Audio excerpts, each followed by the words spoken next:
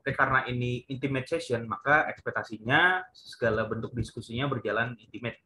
Jadi di sini currency-nya adalah intimacy atau kedekatan atau keterbukaan. Itu pertama. Jadi kalau teman-teman ada yang ingin ditanyakan, disanggah atau maksudnya pada saat saya atau Mas Galih nanti sedang mengutarakan materi, langsung aja tuh di chat tuh di apa namanya?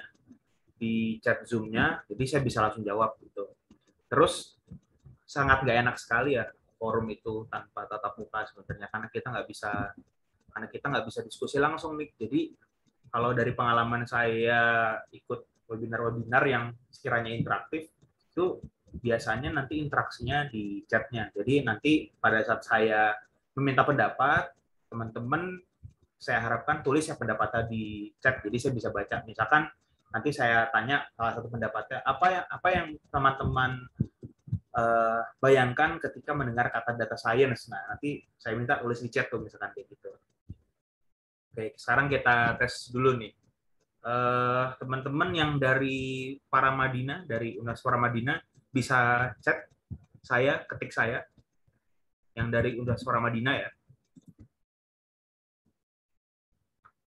Dan begitu pula sebaliknya, yang bukan dari Universitas Paramadina, bisa tolong di chat, dijelaskan asal institusinya apa, biar saya bisa baca. Kita testing dulu nih. Silakan, saya belum lihat apapun nih di chatnya. Silakan teman-teman yang dari dari ini saya mohon maaf ya kalau salah bacanya, dari By the Dance. Lalu ini Calvin ya. Dan bener ya, ini Calvin ya, bener ya. Oh, mantap. Ya. Oke.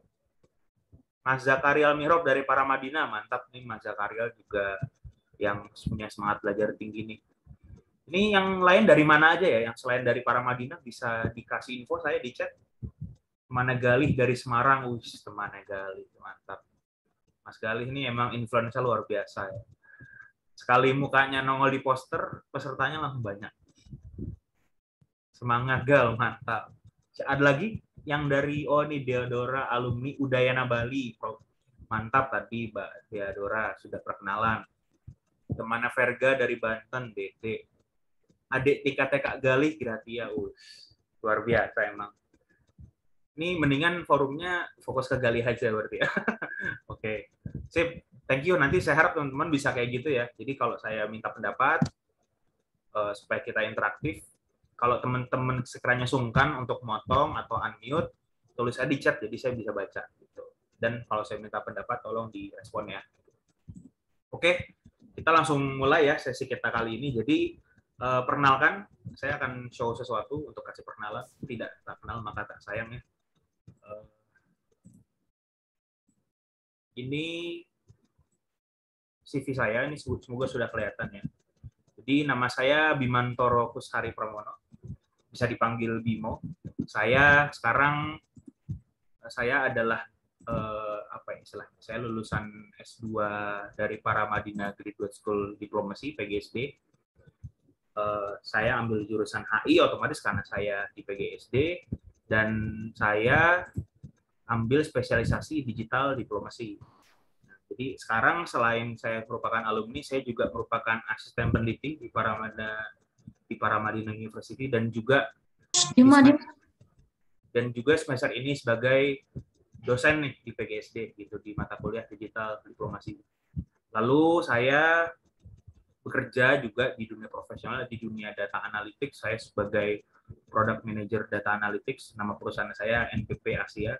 Jadi kami konsultan data analitik. Jadi keseharian saya, hampir seluruh karir saya dari awal bekerja sampai sekarang itu dihabiskan di industri pengolahan data. Jadi saya membantu orang untuk menghasilkan insight dari data-datanya. Nah, ini kalau teman-teman lihat di CV saya, pointer saya adalah saya membantu orang untuk melihat bigger truth. Nah, itulah bahasa kerennya seperti itu. Saya membantu orang untuk melihat kebenaran yang lebih besar menggunakan data dan analytics. Nah, lalu itu pekerjaan saya. Secara background pendidikan, saya S1-nya di Telkom University. Saya merupakan alumni dari jurusan Business Informatics. Jadi dari S1 saya memang sudah dekat nih dengan dunia pengolahan data.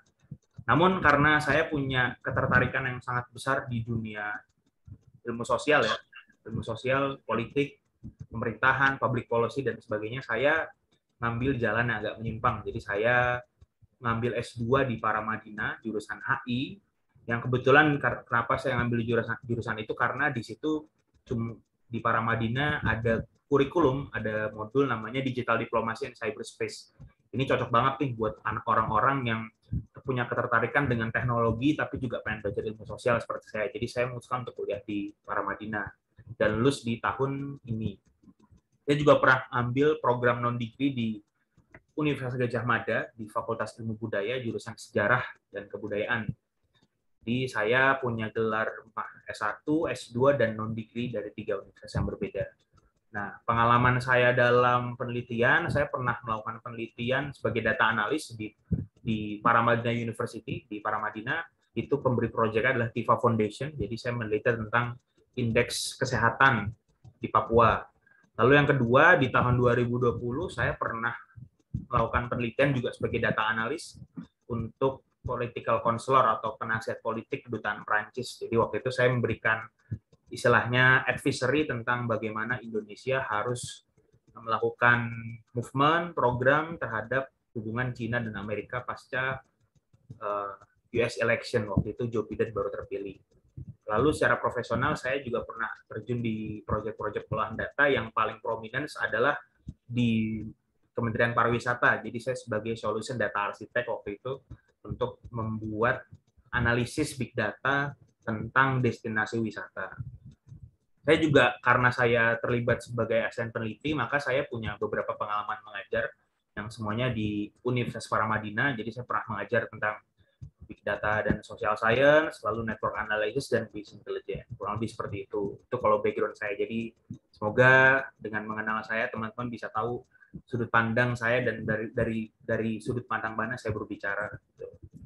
Lalu karena saya itu sebagai akademisi, sebagai scholar, saya punya dua kombinasi. Saya kombinasi ilmu sosial dan ilmu data. Maka skill group saya terbagi menjadi 4 sebenarnya. Saya menguasai data mining dan processing. Lalu secara metodologi dan fenomena sosial, saya menguasai analisis jaringan yang secara penelitian itu akan diterjunkan ke dalam mixed method. Dan yang terakhir yang akan relate dengan sesi kita kali ini adalah saya menguasai business intelligence atau pengolahan data, visualisasi data untuk kepentingan bisnis, geopolitik, dan sebagainya. Ini beberapa tools yang saya kuasai, itu Microsoft Excel untuk data mining, lalu ada Power BI, data visualization, lalu ada GAVI untuk network analysis, dan super decision untuk decision making process. Nah, portofolio saya, pengolahan data saya, kelas-kelas yang pernah saya ajar dan saya rekam, itu saya kumpulkan dalam link-link ini. Silakan kalau teman-teman membuka, di sana ada bit.ly hubungan Indonesia-Cina, lalu ada bit.ly big data for social. Itu adalah video saya di sini cerita tentang data hubungan Indonesia tentang Cina. Jadi saya mengambil data besar, lalu ada videonya, ini bisa dinikmati. Silakan kalau teman-teman mau dapat feel-nya nih, data visualization itu seperti apa, dan hubungannya dengan ilmu sosial. Lalu big data for social science, itu linknya juga sudah ada. Lalu contoh dashboard yang pernah saya buat untuk Kedubes Prancis itu ada di link bit.ly/China-US Indo Relation. Nah, silakan dibuka kalau teman-teman mau lihat referensinya. Kira-kira begitu profil saya. Ada yang mau ditanyakan? Kalau enggak, saya langsung mulai. Silakan aja ya. Buat teman-teman yang baru join, jadi saya berharap kita bisa interaktif. Kalau teman-teman sungkan untuk nanya melalui speaker, untuk unmute, silakan di chat aja ya. Jadi saya harap nanti kalau saya lempar pertanyaan tentang pendapat teman-teman, silakan langsung tulis aja di chat. Oke, saya langsung mulai sesi kali ini ya. Jadi materi pertama itu, sharing session pertama itu dari saya. Saya akan sharing tentang data visualization secara konseptual. Itu urgensinya apa, mengapa itu penting di zaman sekarang, dan bagaimana teman-teman harus mempelajarinya. Oke, ini saya share screen. Mohon kasih tahu kalau sudah terlihat ya. Sudah terlihat ya, layar saya.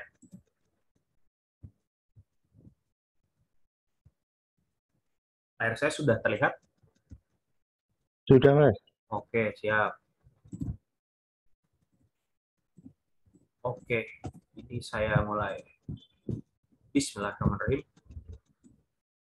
Jadi materi saya kali ini adalah tentang data visualization urgency.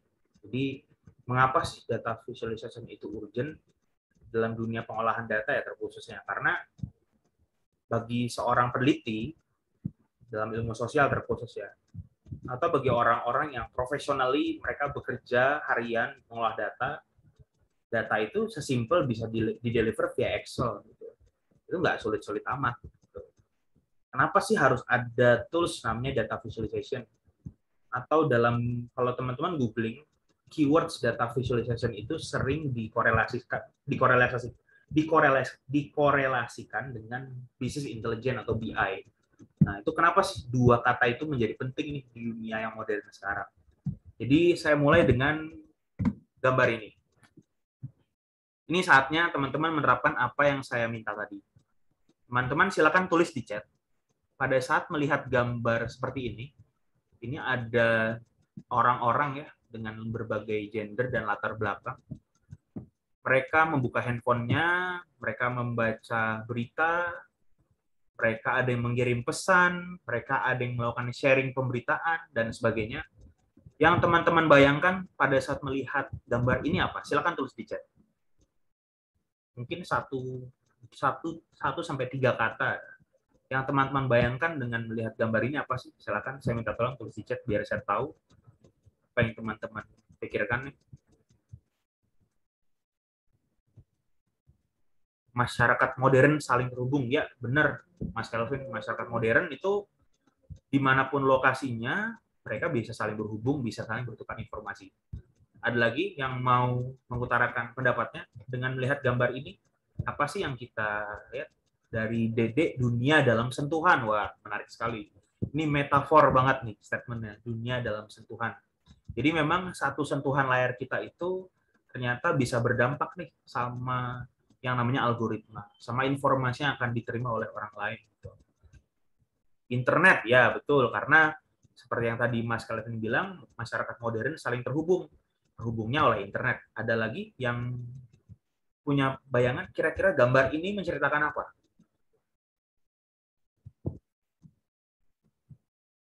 Oke, kalau tidak ada, gambar ini sebenarnya menceritakan tentang umat manusia yang memiliki handphone di masing-masing dirinya, dan mereka memiliki preferensi informasi masing-masing. Mereka buka Instagram, mereka buka Twitter, mereka buka artikel. Lalu konten yang mereka baca dalam handphone mereka itu sebenarnya sudah di custom sesuai dengan kesukaan mereka. Kan seperti itu ya cara kerjanya. Pertanyaannya, kok bisa internet itu mengkustomisasi konten-konten yang datang di layar kita? Dari mana sih itu bisa terjadi? Kok bisa? Nah, yang namanya algoritma itu mengetahui konten yang kita suka dan mendeliver konten yang sekiranya akan kita like dan share. Jawabannya adalah karena kita hidup di era yang namanya data sharing.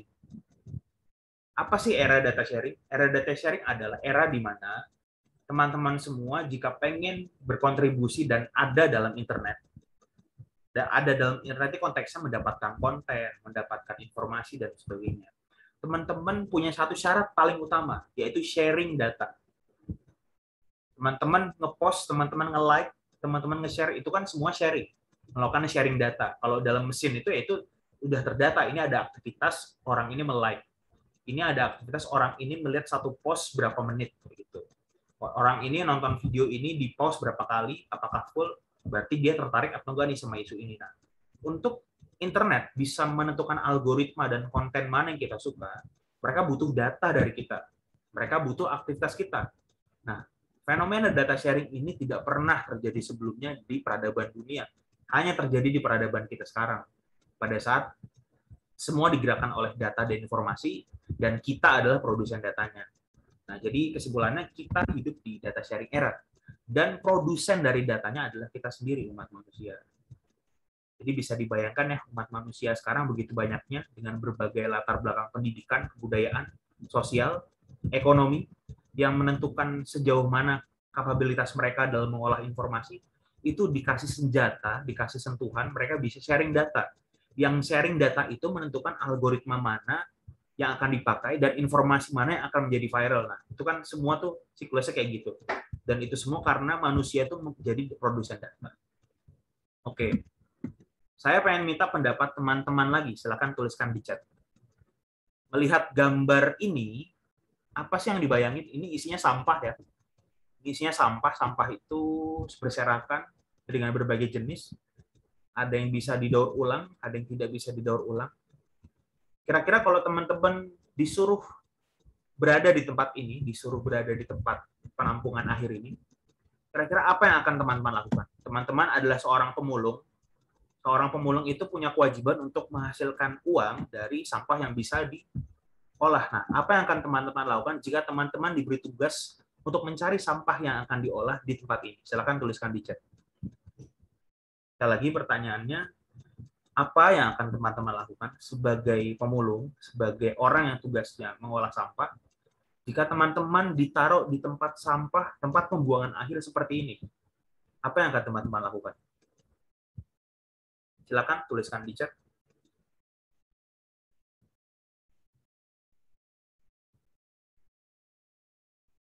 Oh, Mas Galih ini pembicara, jangan komentar, Mas. Sayang nanti. Oke, memilih sampah yang bisa didaur ulang. Ya, betul. Mengklasifikasi sampah yang bernilai atau tidak. Nah, ini nice banget ini sudut pandangnya. Dipilah mana yang bisa dijual. Ada lagi yang punya pendapat? Ini semuanya konteksnya sama ya. Sampah-sampah ini teman-teman akan pilah, lalu akan dianalisis mana nih yang punya nilai ekonomi. Gitu. Bingung karena terlalu banyak sampah. Nah, betul juga tuh, karena pada saat kita punya tugas untuk memilah sampah yang bernilai, itu kita nggak tahu harus mulai dari mana nih, karena sampahnya itu kan berserakan, nggak punya struktur ya. Nah, kalau teman-teman lihat gambar seperti ini dan diberi tugas untuk memilah mana yang bernilai dan tidak, pasti teman-teman akan mencari. Teman-teman akan memilah dan memilih sampah yang bisa diolah mana yang tidak mana, supaya itu punya nilai ekonomi. Gitu. Nah, kesamaan dari slide ini dan pesan yang saya sampaikan di slide sebelumnya tentang era data sharing, informasi dan data itu sangat banyak. Itu adalah, maaf ya, saya nggak bisa slide. Oke, persamaannya adalah banyaknya data, banyaknya informasi, itu sama saja dengan banyaknya sampah. Banyaknya data, berserakan informasi itu sama aja dengan banyaknya sampah. Kita nggak tahu mana sampah yang bisa diolah, mana yang tidak, karena ini sangat berserakan. Sama halnya juga dengan data. Pada saat kita ketemu banyak sekali data, kita akan kebingungan data mana yang bisa kita olah dan mana yang tidak bisa kita olah. Lalu kalau data itu kan diolah jadi informasi. Sama seperti informasi. Kita akan kesulitan menemukan informasi mana yang bisa diolah dan mana yang tidak bisa diolah. Itu adalah kesamaan antara data dan sampah. Jadi data itu terasosiasikan dengan sesuatu yang faktual. Padahal data di era sekarang itu tidak lagi memiliki unsur faktual. Dia harus diolah supaya memiliki unsur faktual. Baru dia bisa dijadikan sumber kebenaran. Tapi kalau belum diolah ya nggak bisa diapa-apain. Nah itu lot of data sama dengan lot of trash. Nah, oleh karena itu dalam dunia pengolahan data yang saya temukan dalam industri ya, dan kebetulan pada saat saya melakukan riset, saya menjadi akademisi, salah satu fenomena sosial yang terjadi baru-baru ini adalah dunia kita itu sangat dipenuhi oleh fake news. Dalam istilah data itu kita memahami yang namanya garbage in, garbage out. Yang masuk sampah, maka yang keluar sampah. Ini sama kalau kita makan makanan nggak sehat, maka yang akan keluar dari tubuh kita juga hal yang nggak sehat. Begitu juga dengan data, begitu juga dengan informasi. Kalau informasi yang kita tangkap, kalau data yang kita tangkap itu bukan data yang bagus atau itu sampah, maka kita nggak akan bisa mengolah itu menjadi hal yang baik. Karena garbage in, garbage out. Data kotor yang masuk, maka yang keluar adalah insight yang kotor. Itulah esensi dari garbage in, garbage out. Nah, kalau menurut salah satu profesor yang menguji saya di tesis kemarin pas saya master, yaitu Profesor Eric Deneche. Profesor Eric Deneche adalah praktisi intelijen. Beliau adalah akademisi dari Prancis yang pernah menghabiskan waktu karir mudanya sebagai agen, sebagai intel di Prancis, di Badan Intelijen Prancis. Yang sekarang Profesor Eric menghabiskan waktunya sebagai direktur Center for Research on Intelligence, atau kalau dalam bahasa Prancisnya Centre Français de Recherche de Renseignement. Nah, Profesor Eric Deneche itu berpesan dalam salah satu jurnalnya bahwa tugas utama dari seorang agen intelijen atau apapun intel itu nggak harus dikaitkan dengan spionase ya, tapi pada saat seseorang mencari data untuk mengambil keputusan, dia setelah melakukan proses intelijen. Setiap proses intelijen itu dulunya punya kesulitan mendapatkan data dan informasi, karena informasi dan data itu sangat langka, sangat sulit sekali didapatkan. Tapi sekarang ini, dewasa ini, apalagi di era data sharing, informasi dan data itu sangat mudah didapatkan. Sehingga tugas dari seseorang yang melakukan fungsi intelijen dimanapun tempat dia bekerja, itu bukan lagi mencari data, teman-teman, tapi merubah data menjadi insight. Nah, di sini ada perbedaan. Kalau dulu currency-nya atau yang paling pentingnya adalah datanya ada, datanya aksesibel. Kalau sekarang datanya sudah pasti ada, sudah pasti aksesibel. Yang harus dipastikan adalah orang-orang ini harus bisa merubah data jadi insight. Masalahnya merubah data menjadi insight itu membutuhkan skill baru dan approach baru, yang tentunya tidak bisa diselesaikan dengan metode penelitian yang sudah eksis di era-era sebelumnya. Let's say kualitatif misalkan. Nah, itu kemungkinan tidak akan bisa menyelesaikan masalah ini, tidak akan bisa menyelesaikan mentransformasi data menjadi insight. Gitu. Ini bukan kata saya, tapi kata Prof. Eric nih, gitu, dari sudut pandang best practice dia. Lalu sehubungan dengan data, mengolah data itu menjadi suatu hal yang penting. Maka kalau menurut World Economic Forum, ada sebuah ramalan di mana terdapat sekitar 10 pekerjaan yang akan emerging, yang akan menjadi hype. Ini ada data analyst and scientist, ada AI and machine learning specialist, ada general and operation manager, dan sebagainya. Teman-teman ada yang bisa menangkap dari 10 data, dari 10 top 10 emerging job, itu kesamaannya apa ya? Silakan tuliskan di chat, teman-teman.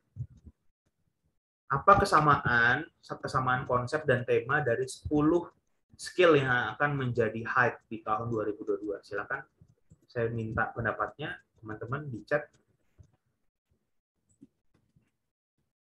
Ada yang punya pendapat? Apa nih kesamaan 10 skill yang akan emerging di tahun 2022?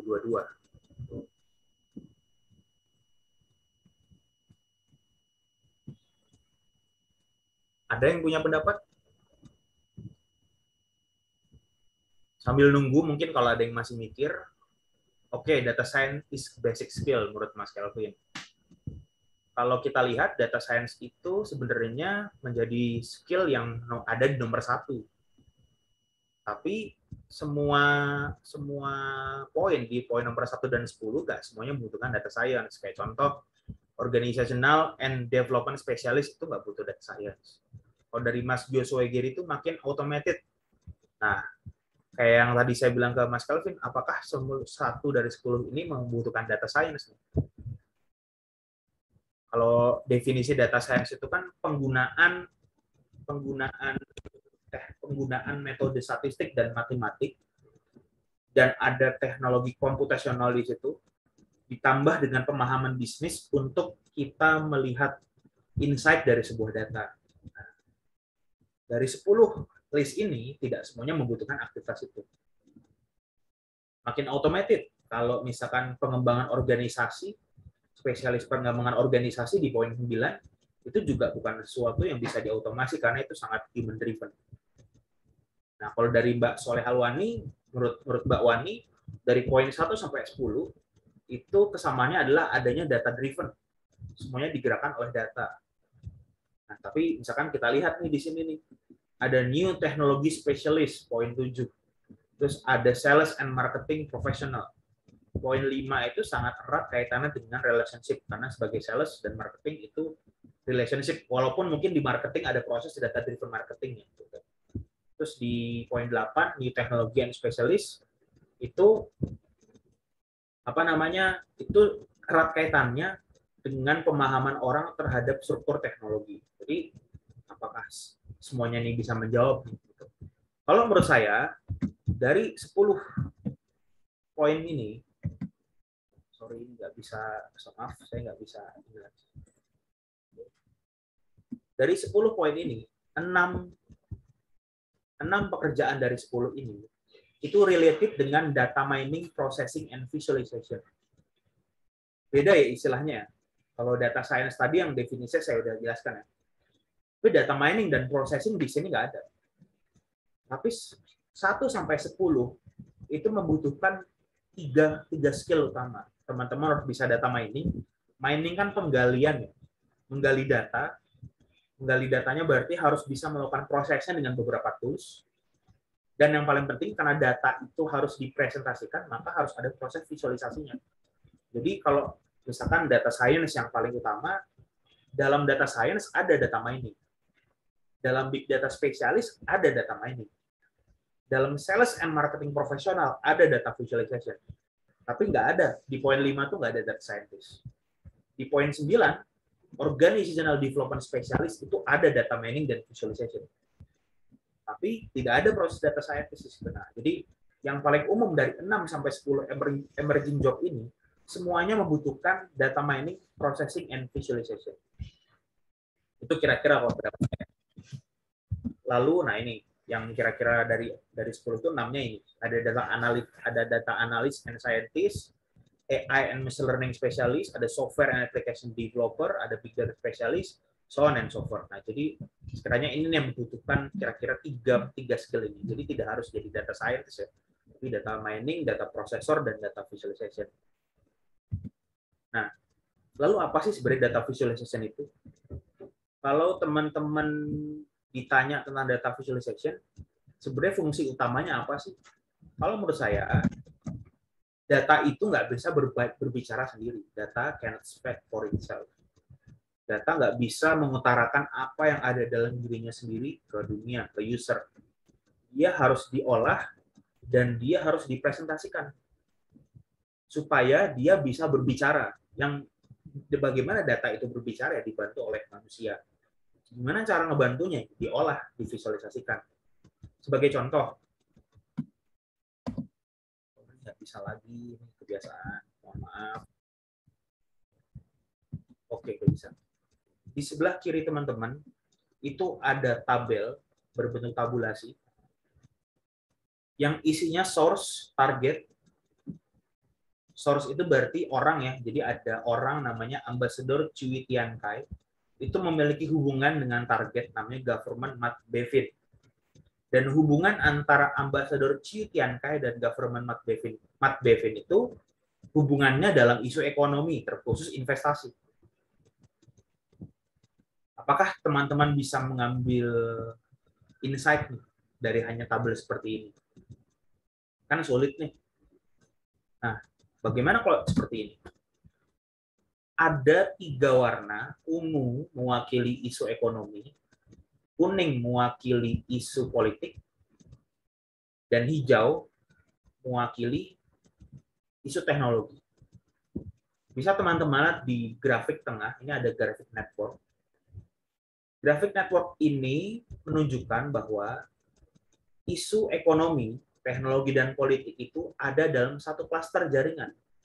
Jadi pada saat kita ngomongin ekonomi, sudah pasti kita ngomongin teknologi.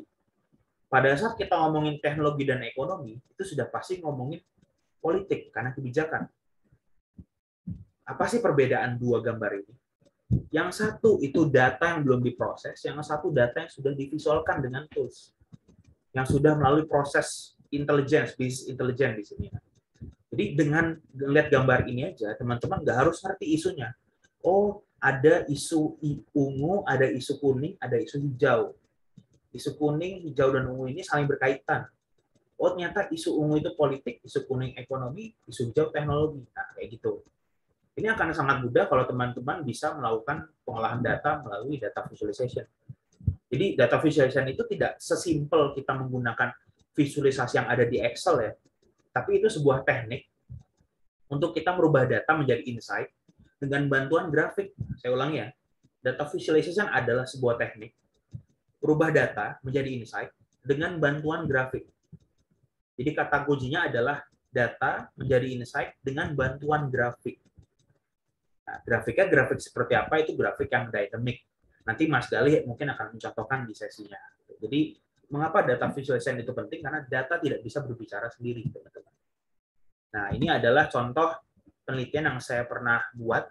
Ini sama seperti yang tadi saya contohkan di slide sebelumnya, tapi di sini saya belum memakai warna. Jadi, ini contoh bagaimana saya menggambarkan jaringan sosial dari isu Cina, isu politik, isu ekonomi, isu bahasa, keagamaan, dan sebagainya. Ini dengan isu ini kita bisa melihat sebenarnya ada satu jaringan yang kuat di tengah, jaringan yang sangat erat, dia tidak terputus, antar bulatan ini adalah aktor, bulatan-bulatan ini adalah aktor, dan mereka saling berkoneksi dengan satu sama lainnya. Dihubungkan dengan satu aktor di tengah. Ini ada satu aktor di tengah yang bisa menghubungkan segalanya. Dan aktor itu membicarakan isu politik, seperti yang di sini. Jadi, jika kita berbicara soal Cina, maka kita berbicara soal politik. Jika kita berbicara tentang politik Cina, maka kita berbicara soal Partai Komunis Cina. Artinya, jaringan di tengah dengan aktor sebanyak ini adalah jaringan yang terbentuk atas kepentingan Partai Komunis Cina. Nah, itu bisa dibayangkan ya, teman-teman ya. Jadi kita sebenarnya ujungnya melakukan narasi kualitatif. Cuman kita sangat terbantu dengan adanya data yang sudah jadi bukti empiris seperti itu. Untuk lebih jelasnya, teman-teman bisa buka linknya bit.ly hubungan Indonesia-Cina. Ini adalah salah satu dashboard yang pernah saya buat untuk kedutaan Prancis. Silakan kalau mau lihat seperti apa sih. Contoh kedua adalah, nah ini adalah layout favorit saya, namanya decision tree. Decision tree itu bahasa Indonesia kan pohon keputusan. Jadi dengan pohon keputusan kita bisa melihat kalau kita mau mencapai satu tujuan, mana sih jalan yang harus kita tempuh dan mana jalan yang paling cepat. Di sini kita bisa melihat apa sih yang menginfluence. Jadi ini penelitian saya untuk kedutaan Prancis lagi ya. Confucian pacifism itu maksudnya indeks perdamaian. Apa sih yang akan menginfluence perdamaian di kawasan? Itu bisa meningkat pada saat yang dibicarakannya atau pada saat diplomasi yang menggunakan indikator politik. Jadi isu-isu diplomasinya di diplomasi politik kayak gitu. Nah, di sini kita bisa lihat nih, untuk meningkatkan perdamaian, basically yang di bawah ya, itu yang harus kita tingkatkan adalah menjaga status quo. Menjaga status quo. Jadi, kalau kita mau meningkatkan perdamaian, kita harus menjaga status quo. Siapa sih aktor yang bisa menjaga status quo di antara Cina, USA, dan Indonesia? Seandainya jika saya pilih bagaimana cara USA untuk menjaga status quo, untuk meningkatkan perdamaian, maka USA harus menggunakan kedutaan besarnya di Cina, embassy-nya di Cina, USA China Talk. Dan embassy USA di China itu harus melakukan diplomasi dalam bidang politik. Nah, ini sudah satu sequence, sudah satu saran gimana caranya kita ngambil keputusan dengan cepat dan tepat dan berbasis data. Nah, silakan buka lagi kalau mau dilihat linknya bit.ly/China-US-Indo-Relation. Seperti itu. Maka terakhir, ini slide terakhir dari saya, benefit dari data visualization adalah teman-teman semua pasti datang ke sini dengan latar belakang pendidikan yang berbeda-beda. Mungkin dominannya HI ya, HI yang memang HI konvensional, tradisional, dan masih sangat kuat dengan teori. Permasalahannya, seperti data yang tadi saya sampaikan, emerging job itu adalah semua hal yang berhubungan dengan data mining, processing, dan visualization. Maka kalau teman-teman ingin melengkapi skill narasi kualitatif teman-teman, teman-teman harus belajar satu ilmu baru agar teman-teman jadi bagian dari masa depan itu. Lalu, benefit yang kedua adalah dengan memiliki skill data visualization, pengolahan data, dan sebagainya, teman-teman bisa mengkomunikasikan narasi, mengkomunikasikan insight dengan cara yang sophisticated. Bahkan dengan narasi yang teman-teman nggak pernah bayangkan. Sebagai contoh, decision tree yang tadi saya buat, itu saya nggak bayangkan hasilnya pas saya bikin penelitian. Saya taunya saya punya data, coba saya bikin decision tree. Ternyata hasilnya seperti itu. Nah, Tapi kalau saya nggak dibantu sama keahlian data visualisasi, maka saya akan sangat kesulitan untuk mendapatkan insight baru yang mungkin nggak akan bisa saya bayangkan. Gitu. Lalu yang terakhir benefitnya adalah ini adalah skill yang bisa melengkapi metode kualitatif. Metode kualitatif itu kan punya dasar berpikir, dasar filsafat bahwa kita itu adalah bagian dari objek si penelitiannya. Jadi bisa kita bisa meneliti variabel secara kualitas. Kita bisa terjun ke lapangan, menentukan fenomena yang terjadi seperti apa, lalu merumuskan kelompok kelompok isunya misalnya kayak gitu. Nah, itu akan sangat powerful kalau teman-teman menggunakan visualisasi data dan data processing. Jadi narasi kualitatifnya itu dibarengi dengan data-data yang dynamic. Nah, contohnya seperti apa nanti mungkin akan dijelaskan ya di sesinya Mas Gali. Itu dari saya. Pesan terakhir dari sharing session saya adalah memiliki data dan memiliki insight itu adalah dua hal yang berbeda. Data itu adalah fokus kita di zaman sebelum satu dekade ini. Tapi data itu harus menjadi insight adalah fokus kita dalam satu dekade ini dan bahkan beberapa dekade ke depan. Demikian dari saya, terima kasih. Silakan kalau ada yang mau didiskusikan. Kalaupun tidak ada, mungkin bisa langsung ke Mas Galih. Ini ada pertanyaannya. Sebagai lulusan dari Mas Kelvin, sebagai lulusan HI, saya harus mulai belajar dari mana untuk bisa memahami data mining sampai data visualization. Kalau saya sebenarnya oke, ini bisa dijawab dengan cerita ya. Saya sebenarnya lulusan Business Informatics di kampus saya di Telkom University pas S1 itu ada lab big data. Tapi penyesalan terbesar saya sampai saat ini adalah saya tidak pernah mengambil konsentrasi itu sebagai mayor. Jadi saya mengambil konsentrasi yang lain dan saya nggak pernah ngambil pembelajaran tentang data mining, big data pada saat saya S1. Itu benar-benar saya ambil sebagai minor. Saya masuk ke dunia kerja, lalu saya temukan ternyata yang dicari adalah data mining, data scientist, dan sebagainya. Dan saya sudah terlambat, saya nggak bisa mengulangi waktu saya pas S1. Maka yang saya lakukan adalah saya bedah proses untuk menuju data visualization itu apa saja. Proses menuju narasi itu apa saja. Oh, ternyata ada data engineering, ada data scientist, ada data analytics, lalu ada data visualization, lalu ada data interpretation. Data engineering membutuhkan skill ngambil data dari internet. Oh, berarti harus bisa coding nih misalkan. Lalu data scientist dan data analis membutuhkan skill breakdown variabel supaya data itu bisa dicari berdasarkan variabelnya.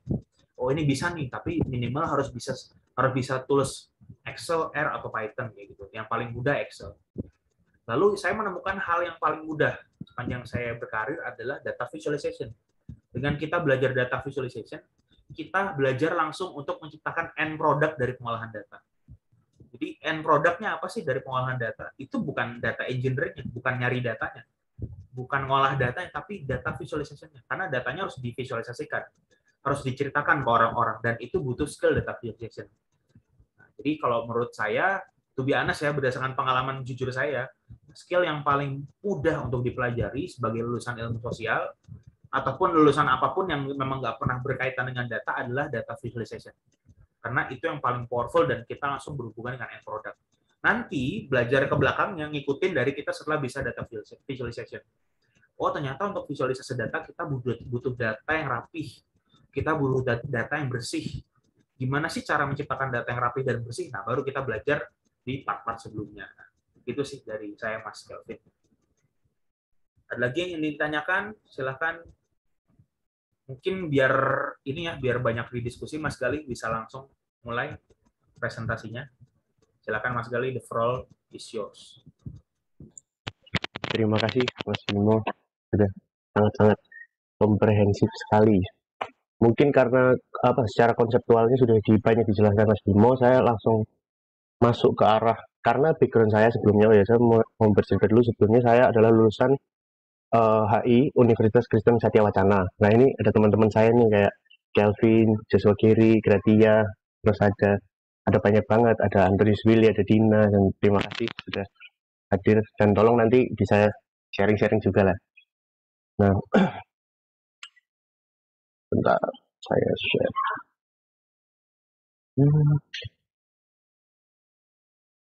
Nah, ini sudah kelihatan ya.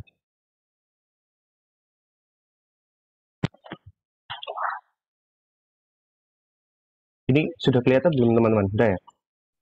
Ini slide putih nih Mas Gali. Oh ya, Oh ya, memang udah. masih putih mas. Ya, Ya jadi saya mau coba menjelaskan apa sih uh, contohnya visualisasi data dalam ilmu sosial yang notabene saya juga lulusan ilmu sosial yang kita banyak melakukan analisis-analisis kualitatif ya lebih. Jadi hal-hal tentang angka-angka itu adalah hal yang baru bagi saya, apalagi saya masuk para Madinah PKSD terus tiba-tiba ada mix method dan itu wah ternyata ini memang sangat melengkapi bener kata Mas Bimo tadi di mana visualisasi data science itu melengkapi kita sebagai kualitatif sebagai basic yang basicnya kualitatif yang kita itu banyaknya punya spesial itu di analisisnya dan kita kekurangan data nih biasanya seperti itu. Terus nah uh, ini kelihatan ini nggak ketutupan ya soalnya di tempat saya agak ketutupan di atas ini ada flow data processing. Tadi kalau Mas Kelvin tanya itu kayak gimana ya flow-nya? Nah, itu kira-kira ini pattern yang ini patternnya, aduh sorry sorry, enggak, di sini aman kali. bentar bentar. Harusnya nggak ketutupan. Oke oke oke. Nah ini patternnya pattern yang biasa penelitian apa ya? Semua penelitian sih menurut saya entah itu kualitatif atau kuantitatif itu semua melakukan ini penelitian apa alur-alurnya itu seperti ini. Yang pertama ada mengumpulkan data apa banyak sumber data, data collecting. Ini kalau misalnya kita mencampurkan dengan metode sekarang ya, zaman sekarang metode data science dengan metode konvensional kualitatif itu kalau kualitatif itu biasanya kajian pustaka.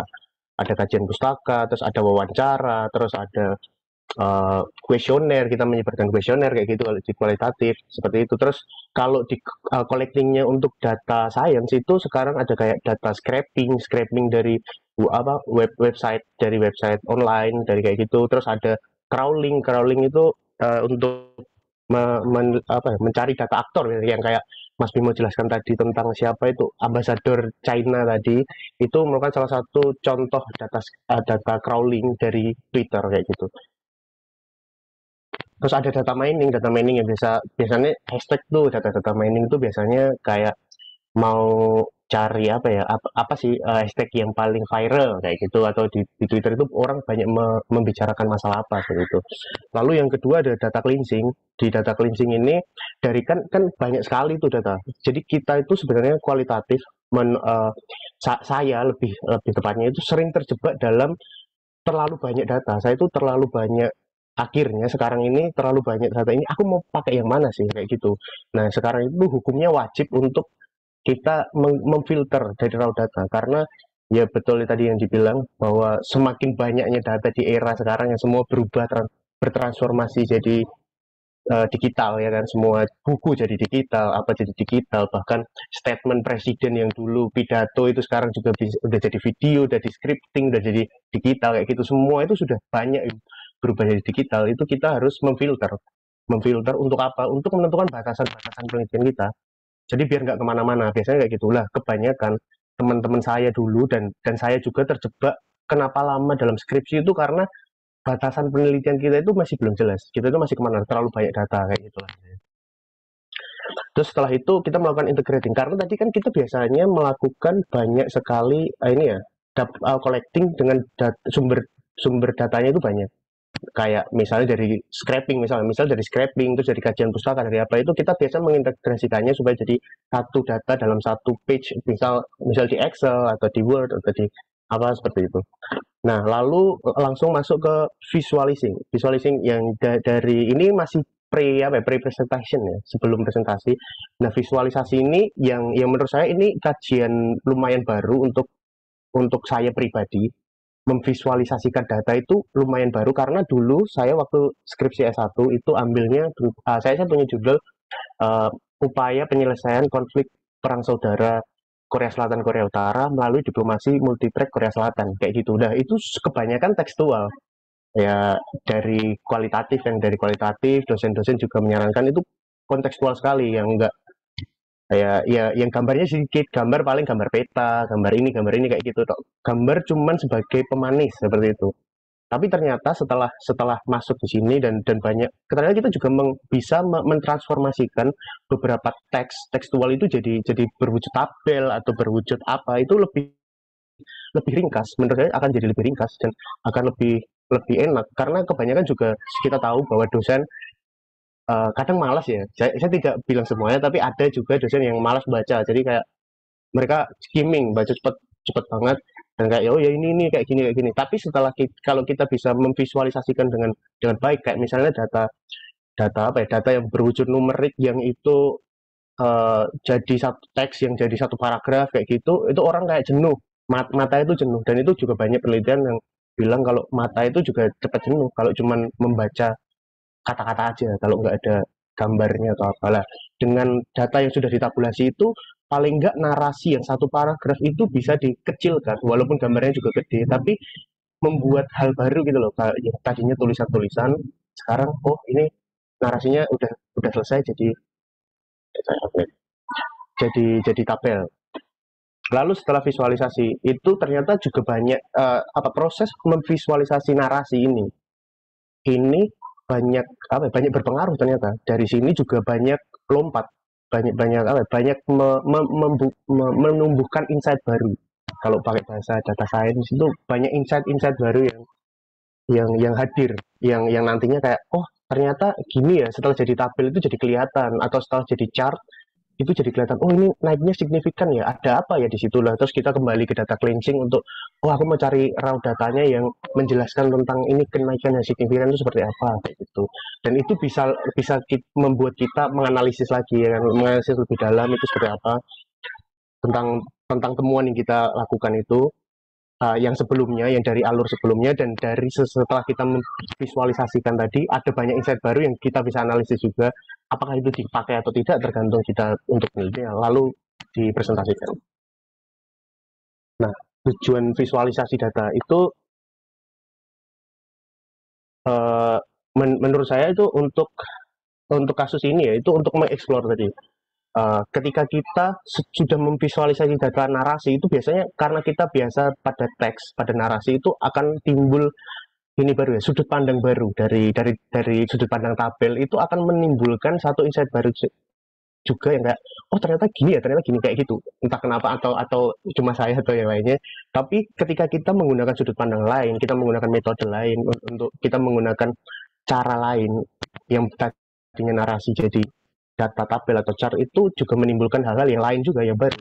Dan itu kita cenderung bisa mengeksplor lagi untuk mengambil ke raw data untuk memperlengkap tadi, memperlengkap itu. Yang kedua untuk analisis.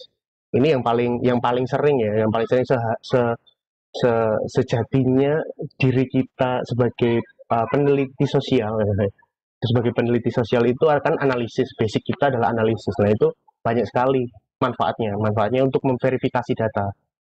Datanya itu bisa diverifikasi lewat visualisasi data, ditunjukkan seperti tradisional analytics yang kayak biasanya kita itu yang deskriptif, kayak skripsi yang S1, ada beberapa yang memang sudah mencapai diagnostik mungkin, tapi tidak semuanya ya, ya pasarannya deskriptif lah ya. Kalau untuk mengkomparasikan, membuktikan bahwa ini seperti ini, itu deskriptif. Lalu ada advance yang analytics, masuk ke analisis yang lebih dalam lagi tentang pattern apa sih yang terjadi kalau kayak gini terus itu apa. Jadi itu bisa juga bertendensi untuk melakukan prediktif analisis, habis ini kayak gimana ya. Terus habis itu bisa ke preskriptif, nantinya bisa ke preskriptif yang wah kita harus gimana ya kalau ini terjadi, kita harus kayak gimana, atau bagaimana cara kita mencapai itu biar terjadi ya gitu. Nanti mungkin saya akan coba menjelaskan, saya ada beberapa data. Yang pasti yang terakhir adalah visualisasi untuk mempresentasi, biar biar biar enak lah ya, kalau cuma tulisan doang ya ya seperti itu kan. Nah ini saya mulai dari kasus baru COVID. Jadi saya penasaran, kemarin waktu bulan Juli kebetulan di DSC ada satu program Decision Analytics. Saya ikut di program itu. Lalu saya penasaran, kenapa sih kita itu ini PPKM terus ya. PPKM-nya itu levelnya di level di level 4 yang membatasi kita kemana-mana. Sebenarnya ada apa yang terjadi? Terus yang saya dapatkan dari sumbernya Our World Data ini, itu ternyata ya seperti ini. Indonesia itu mengalami kenaikan di bulan Juni ke Juli itu ada kenaikan. Tapi kan kalau kita membaca tabel seperti ini pun, walaupun itu narasi yang sudah ditampilkan, tapi tetap masih kayak, oh iya, ini kayak bacanya harus satu-satu. Ini Indonesia itu segini, Malaysia kayak gini, kayak gini, kayak gini. Menurut saya itu juga masih capek. Tapi ketika kita sudah mengubahnya jadi seperti ini, sama-sama tabel juga, sama-sama dengan data yang sama, tetapi dengan apa ya, dengan visualisasi yang berbeda itu akan lebih mudah. Oh, ternyata ada kenaikan, ada penurunan dari Januari ke Mei, dan ada kenaikan yang signifikan dari Juni ke Juli. Kayak gitu. Lah dari sini saya jadi penasaran, wah, ada apa ini Juni ke Juli? Kok tiba-tiba naik kayak gini? Oh, pantas PPKM jadi level 4, pantas sekarang jadi level-levelan kayak gitu. Nah, itu yang menimbulkan satu insight baru juga dari sini, dari saya pribadi. Nah, di sini saya akan menjelaskan tentang laju vaksinasi ya. Ini data yang saya peroleh. Akhirnya dari apa ya, ke rasa penasaran saya ada apa itu tadi saya coba mencari tahu sebenarnya apa sih, apa COVID ini kenapa? Kenapa orang-orang itu ini tidak bersemangat untuk vaksinasi itu kenapa? Nah, saya melakukan data collectingnya itu sumber-sumber data yang saya cari itu melalui scraping berita online. Tapi ini hanya lima media. Itu yang pertama CNN Indonesia, yang kedua ada detik.com, lalu ada Kompas, lalu ada Republika, lalu ada Tempo. Nah, berita-berita ini pas saya collecting ini sekalian saya bobotkan. Saya bobotkan menggunakan ada satu machine learning namanya super decision. Super decision itu untuk membobotkan, untuk mengkuantifikasi kualitatif kayak gitulah intinya. Nah, kenapa harus saya bobotkan? Karena menurut saya, karena ini adalah yang banyak berpusat di Jakarta ya, terkhusus di Pulau Jawa. Jadi ketika saya akan mencari data seperti ini, akan mencari data dari sumber media online, sudah pasti paling banyak nanti data yang tentang Jawa, Jawa, Jawa kayak gitu. Nah, saya nggak mau karena Indonesia itu nggak cuma di Jawa kan, Indonesia itu ada dari Sabang sampai Merauke lah. Dari situ saya pengen membobotkan supaya mau data banyak atau kecil itu sama saja. Yang penting mau seberapa banyak datanya itu, yang penting itu bobotnya, bukan jumlahnya, bukan jumlah datanya tapi bobotnya.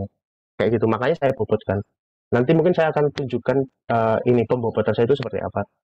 Jadi seperti itu. Jadi walaupun banyak dari apa banyak sumber-sumbernya itu dari Jakarta, dari apa, tapi itu isi kontennya itu membahas tentang di luar Jakarta kayak gitu. Jadi kita jadi semakin tahu. Terus yang kedua, data cleansing. Setelah saya collecting itu saya cleansing nih. Di sini saya melakukan keywording untuk memilah. Jadi untuk satu data, satu berita itu apa saja yang ada di dalamnya. Dan bisa saja media online Jakarta memberitakan tentang Sulawesi kayak gitu kan juga bisa. Menurut Bupati Sulawesi lah kayak gitu. Jadi saya melakukan keywording. Nah, sebelum saya melakukan keywording ini saya melakukan proses ini kualitatif. Grounded ya, mungkin ini kayak grounded teori. Jadi mengembangkan hipotesis, saya cari tahu sebenarnya apa in, uh, ap, bagaimana cara aku memperoleh data tentang Sulawesi walaupun itu di Jakarta ya. Saya keyword untuk cek keywordnya itu misalnya kalau di Sulawesi itu kayak Bupati Sulawesi berkata misalnya kayak gitu, itu kan sudah pasti datanya itu isinya tentang Bupati Sulawesi yang ngomong kayak gitu. Dan kalau misal COVID di Sulawesi kayak gitu kan sudah pasti keywordnya yang muncul ya seperti itu, yang diberitakan juga tentang Sulawesi. Jadi melakukan keywording itu. Setelah di keywording, saya formulasikan dengan logik yang contoh kerennya itu buat algoritma yang ada Python ada apa, tapi saya menggunakan yang sederhana aja dari Excel, uh, yang low budget juga. Jadi itulah lalu diproses di sini diprocessing di Excel. Nanti saya tunjukkan juga. Lalu dari Excel sendiri itu muncul apa? Saya bikin tabel yang berisi tentang jadi bagaimana vaksinasi itu bisa efektif, laju vaksinasi itu bisa efektif, bisa cepat itu apabila kita itu siap secara vaksinasi, adanya variabel kesiapan vaksinasi dan variabel kesiapan masyarakatnya. Jadi dari alatnya, dari apa yang akan diinjeksikan ke kita, dan dari kitanya, apakah siap diinjeksikan atau enggak kayak gitu. Dan saya juga visualisasikan melalui Power BI, ya tree map dan decision tree. decision tree yang kayak Mas Bimo tadi, dan tapi ada tree map ini yang berbeda. Lalu saya analisis lagi dan saya presentasikan. Nah, ini saya coba sebentar.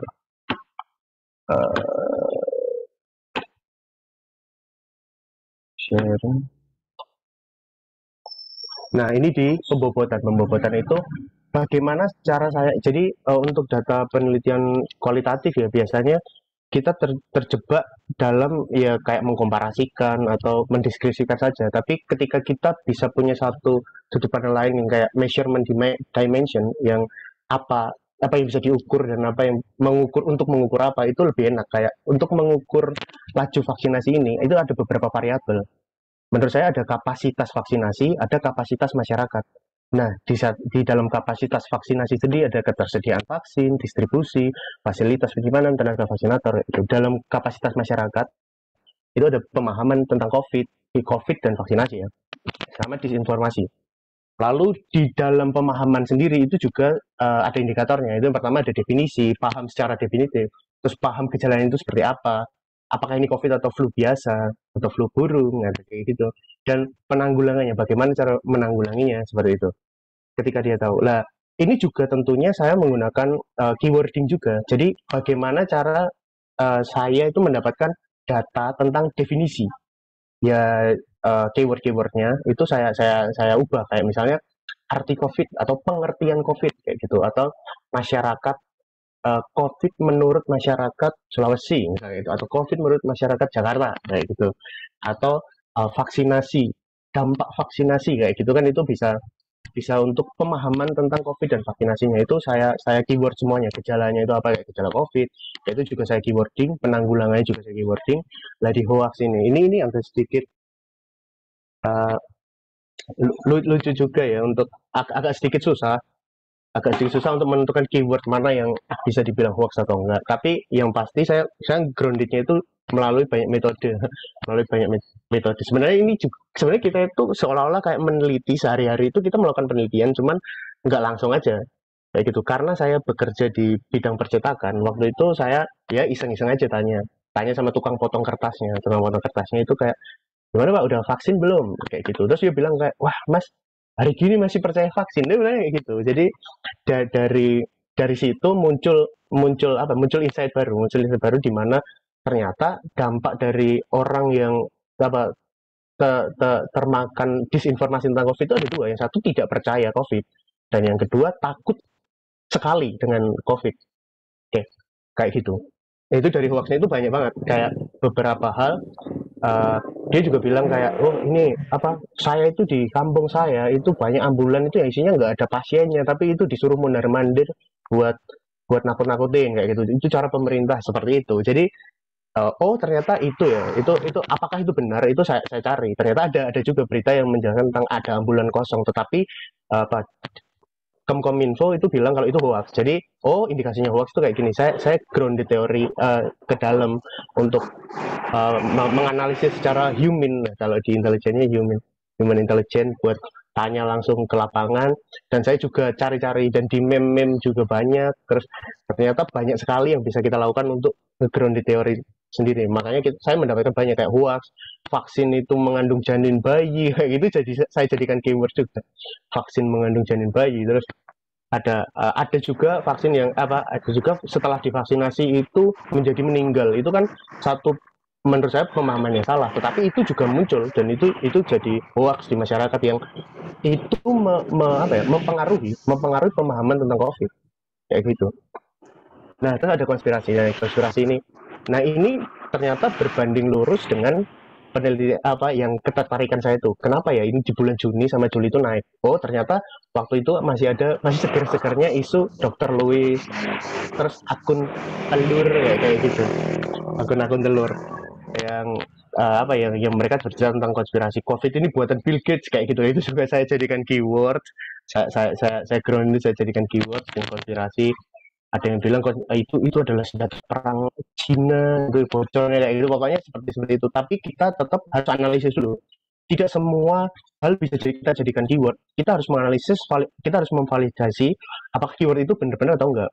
Dengan apa ya, dengan banyak membaca, sudah pasti banyak membaca Lah dari konspirasi ini ada yang lebih lucu lagi juga, kayak ada yang bilang kalau vaksin itu menginjeksikan chip microchip, microchip yang bisa terhubung sama Bluetooth menggunakan menggunakan signal 5G kayak gitu, kayak wah ini kompleks sekali ternyata konspirasinya itu. Saya kira kalau mendekatkan HP di lengannya langsung dia bilang Bluetooth mode kayak itu mungkin enggak itu bisa. Itu di pembobotan yang menjadikan laju vaksinasi itu menurut saya itu mempunyai beberapa variabel-variabel itu. Nah, ini saya tunjukkan di bagian Excelnya. Nah ini kayak ini vaksin membuat tubuh terkoneksi dengan Bluetooth 5G. Ini jadi salah satu lah. Tadi dari pembobotan tadi akhirnya saya dapat banyak banyak sekali koran media yang membahas tentang COVID kayak gini. Yang itu dari provinsi. Akhirnya saya petakan lagi menurut daerah dan nah ini dari variabelnya. Dari variabelnya kayak indikator variabelnya kesiapan masyarakatnya, apakah ini terdapat dua ya tadi, kesiapan masyarakat, kesiapan vaksinasi. Terus ada pemahaman tentang virus dan vaksin. Indikatornya itu ada empat tadi. Ada dua. Lalu eh, setelah itu saya bikin algoritmanya bagaimana itu bisa dikatakan, bagaimana satu data itu bisa itu berisi tentang pemahaman tentang virus dan COVID-19. Nah itu caranya tentang ini, yang tentang COVID, jaga jarak, new normal, dan lain-lain yang yang membuat bahwa semua keyword ini adalah nyambung ke pemahaman tentang COVID. Ternyata itu pemahaman tentang COVID-nya kayak gitu. Salah. Nah, terus jadi semakin banyak keyword atau semakin panjang kata dalam keyword itu ada dua keuntungan. Ada untung dan ada rugi. Untungnya adalah kita akan mendapat data yang semakin runcing, data yang wah ini pas banget kayak gitu. Tapi semakin umum ya, semakin sedikit kata kayak misalnya COVID itu kan banyak banget, dan orang yang ngomongin COVID itu nggak cuma tentang pengertian COVID. Ada yang kayak kemarin ibuku COVID ya, itu kan itu berita yang tidak penting untuk masuk ke sini kan, kayak gitu. Makanya itu juga harus diperdalam lagi untuk keywording itu juga juga kita harus melakukan ground theory lagi, apakah kita harus melakukan hipotesis apakah keyword ini cocok atau enggak, seperti itu. Lalu setelah jadi, nah intinya kayak gini lah ya. Setelah saya mendapatkan dari dua variabel dan tiap variabel mempunyai indikator tadi, saya punya pembobotan ini, pembobotan tentang tercapainya efektivitas laju vaksinasi, yang langsung saja saya visualisasikan langsung. Aduh, mana ini? Nah, ini langsung ini saya memakai machine learning. Saya memakai aplikasi Power BI yang sekarang ini menurut saya sangat-sangat dinamis, sangat-sangat dinamis di sini. Dalam menampilkannya itu kayak beda aja, beda sama yang lainnya. Menurut saya mempermudah dan semakin memperkompleks penjelasan saya. Jadi kayak makin ini menjelaskan ini. Jadi terintegrasi satu dan yang lain, visualnya itu terintegrasi. Kayak misal dari sini akhirnya saya menemukan banyak insight baru yang saya jumpai setelah saya memvisualisasikan. Maaf saya ini ya di pinggir jalan di sini. Nah ada banyak sekali insight baru yang saya temukan. Yang pertama kayak dari yang gede ini namanya namanya tree map.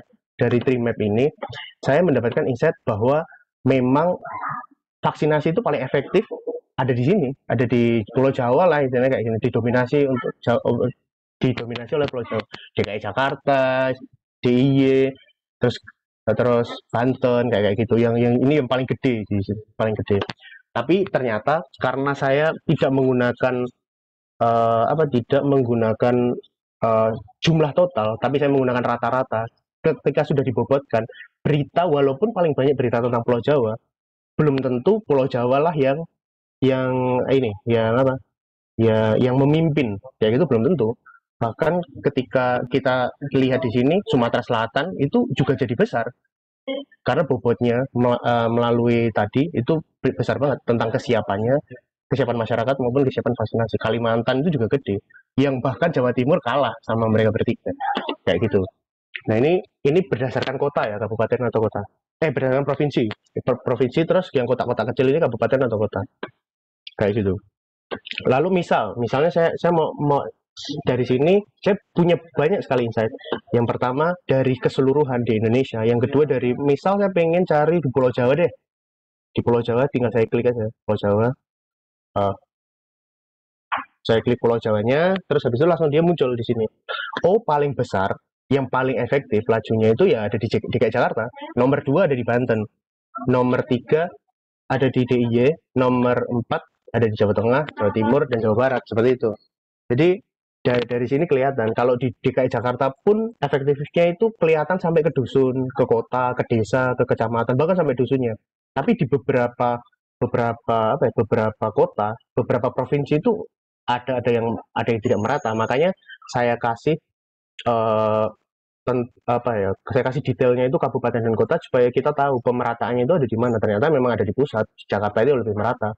Di Banten itu yang dusun sama dusun itu bahkan nggak muncul di pemberitaan ya. Dan seperti itu.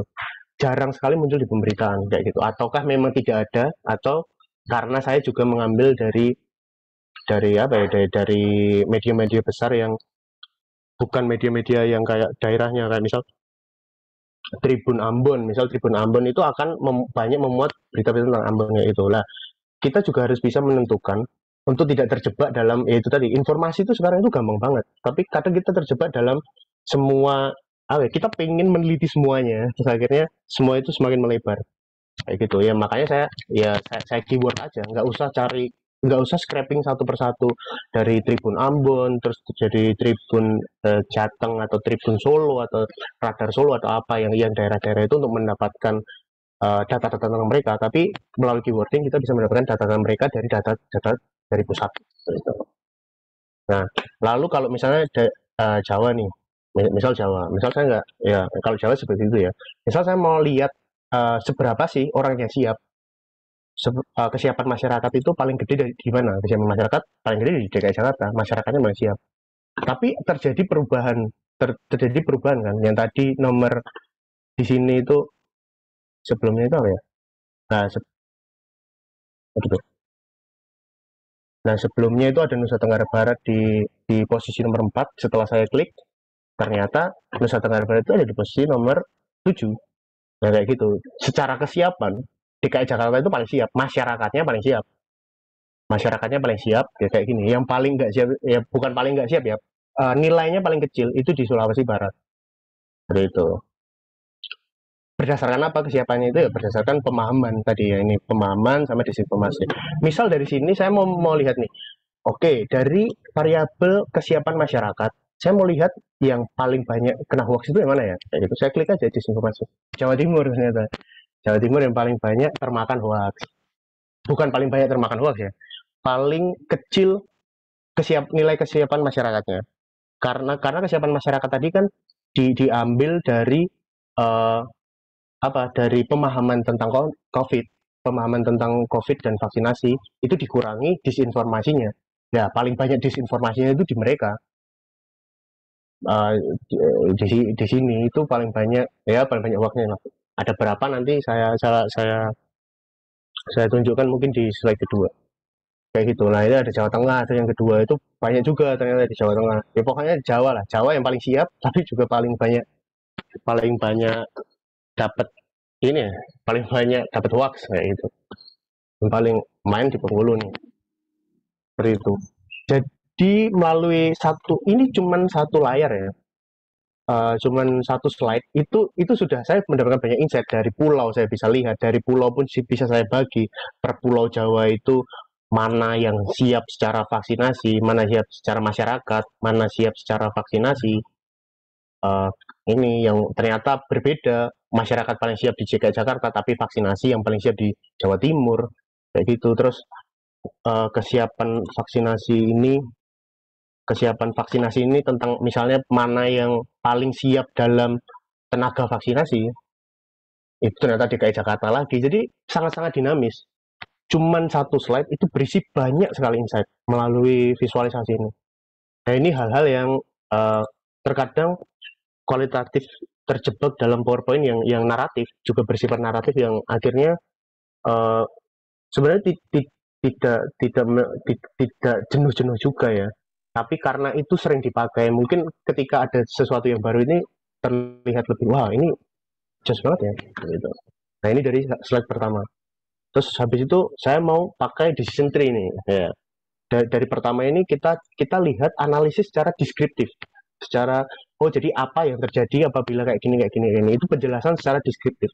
Nah kita mau turun langsung yang lebih dalam ke advance analysis yang kayak gini. Nah ini untuk tercapainya efektivitas vaksinasi itu apa yang harus dilakukan? Yang pertama adalah untuk menambah poin efektivitas itu kita di, di Pulau Sulawesi, ini kalau saya klik lagi di Pulau Sulawesi atau di Sulawesi Tenggara, itu kita harus meningkatkan kesiapan masyarakatnya supaya angkanya naik kayak gitu.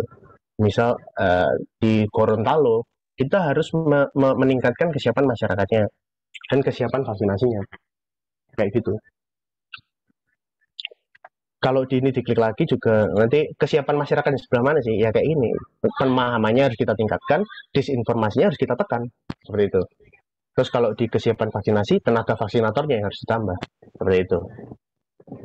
Itu yang decision tree misal di Sulawesi misal yang paling banyak data aja ya dari Jawa karena ya tidak bisa kita pungkiri selama selama masih terpusat di Jawa ini kan masih jadi pusat pusat semuanya bukan pusat pusat peradaban dunia tidak tapi masih jadi ya masih banyak teknologi yang majunya itu belum rata dan di sini tuh apa ada lah istilahnya kayak gitu kalau di Jawa itu apa ada makanya lebih lebih lebih banyak juga insight yang didapat misal di DKI Jakarta lah ya di DKI Jakarta. Lah ini dia bisa muncul dua ini kan, dia bisa muncul dua decision apa yang harus kita lakukan untuk meningkatkan laju vaksinasi, efektivitas laju vaksinasi di Jakarta itu langsung muncul. Sedangkan tadi di Sulawesi kita cuma mendapatkan kesiapan masyarakat, tapi kesiapan vaksinasinya nggak ada karena data yang saya dapatkan untuk vaksinasi itu di sana masih belum ada, masih oh, mungkin karena saya men-scraping dari 5 itu yang kalau saya scraping lagi dari 6 atau 7 akan mendapatkannya. Itu juga bisa. Jadi intinya yang harus kita tingkatkan dari data ini adalah yang saya dapatkan saja itu. Untuk kesiapan dari Jakarta sendiri yang pertama itu pemahaman tentang COVID ya itu. Jadi dan harus dengan ini kurang lebih sama lah. Untuk meningkatkan tapi nilai yang paling besar apabila kita meningkatkan di daerah istimewa Yogyakarta kayak gitu. Poin Jawa ini akan bertambah paling besar kalau yang kita tingkatkan itu di Jogja kayak gitu. Intinya kayak gitulah. Kesiapan masyarakatnya seperti itulah ini uh, nah ini jadi yang di sebelah kanan ini pointer saya kelihatan ya yang di sebelah kanan ini sebenarnya mau saya tunjukkan jadi ini kelihatan nggak catchy sih tapi kelihatan terlalu banyak data cuman ini mau saya tunjukkan ini visualnya ini ada visual namanya apa ya tentang kontennya itu bisa kelihatan di sini kayak misal disinformasi lah ya disinformasi tentang hoax itu ada 234 hoax yang ada di Jawa misal saya klik daerah istimewa Yogyakarta itu ada berapa hoax yang ada di itu misal di Jawa Tengah oh ada 20 hoax yang ada di Jawa Tengah misal di DIY ada 12 hoax gitu nah ini kalau ini munculnya semua jadi enggak kebetulan saya belum mengintegrasikan tadi lupa biar bisa ubah-ubah juga tapi yang pasti kalau saya ngeklik hoax kabar yang apa data-data yang masuk adalah data tentang hoax kayak gitu kalau saya ngeklik kayak tenaga vaksinasi juga tentang itu pokoknya itu dinamis mengikuti toggle-toggle yang kita pakai itu dan ada 12 COVID 12 disinformasi tentang COVID yang ada di DIY Terus yang paling tadi kan paling banyak kan Jawa Timur ya. Nah, ada berapa sih di Jawa Timur ini ada berapa hoax? Ah, mohon maaf ini loadingnya agak lama ya laptopnya. Nggak ada 50 ya kan, yang lainnya 12, 20. Paling banyak saya di Jawa Timur ada 50. 50 tentang hoax corona. Seperti itu. Nah, melalui ini juga, melalui melalui visual Power BI Business Intelligence ini banyak sekali yang bisa saya dapat insight yang saya dapat. Yang pertama untuk apa yang kayak tadi yang preskriptif, yang saran. Jadi untuk meningkatkan untuk meningkatkan tiap tiap daerah, tiap efektivitas vaksinasi atau untuk meningkatkan efektivitas vaksinasi di Indonesia, itu yang harus kita lakukan adalah meningkatkan di bagian ini kayak gitu tadi. Yang kedua ada ini namanya key influencer. Di sini dia juga ini yang tadi di Mas Bimo itu ada yang yang tentang Cina tadi.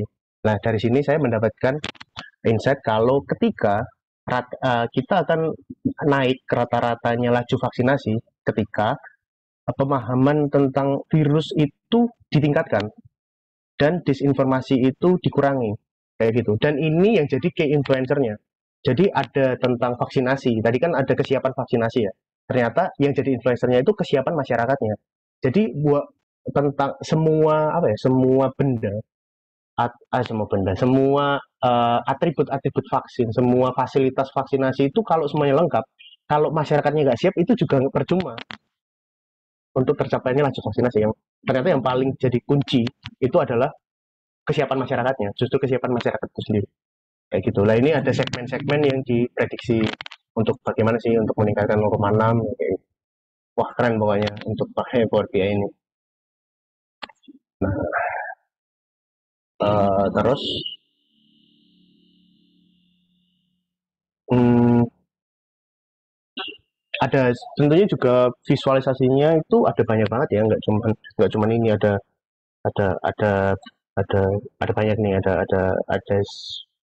ada histogram yang biasa, ada line chart, ada semuanya yang tiap tiap chart itu juga akan uh, memberikan satu insight yang berbeda dari chart yang lain kayak gitu. Kayak misalnya melalui line chart itu kita akan mendapatkan satu prediksi, analisis prediksi kayak nanti setelah turun nanti akan kemana, akan turun lagi atau akan naik kayak misalnya main binomo kayak, atau main saham ini habis ini mau kemana nih, nah itu bisa itu pakai memprediksi. Kalau kita punya datanya kita prediksi secara mixed method. Nah dari sini uh, mungkin yang mau saya yang mau saya garis bawahi adalah uh, sekarang itu untuk kita peneliti sosial itu agak sedikit menjadi kesusahan karena datanya itu juga banyak banget dan kita hidup di era yang post truth ya kan, yang kita juga nggak tahu. Tadi Mas Bimo juga bilang ini too much information itu too much stress ya kayak gitu kan, semakin banyak itu dan kita juga pasti juga nggak mau sampah yang kita makan terus kita keluarkan sampah lagi kayak gitu kan.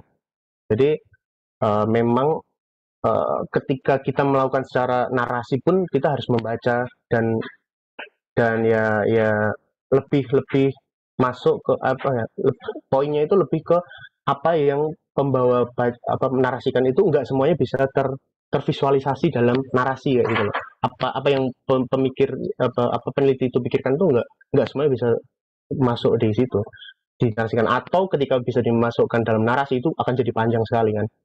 Nah, makanya untuk visualisasi ini akan jadi sangat penting bagi kita. Dan yang paling penting adalah data can speak itself. Ya, data ya, jadi cuma data. Kita sebagai peneliti yang akan menjelaskannya. Ya, mungkin seperti itu. Mungkin waktu saya kembalikan kepada Mas Bimo.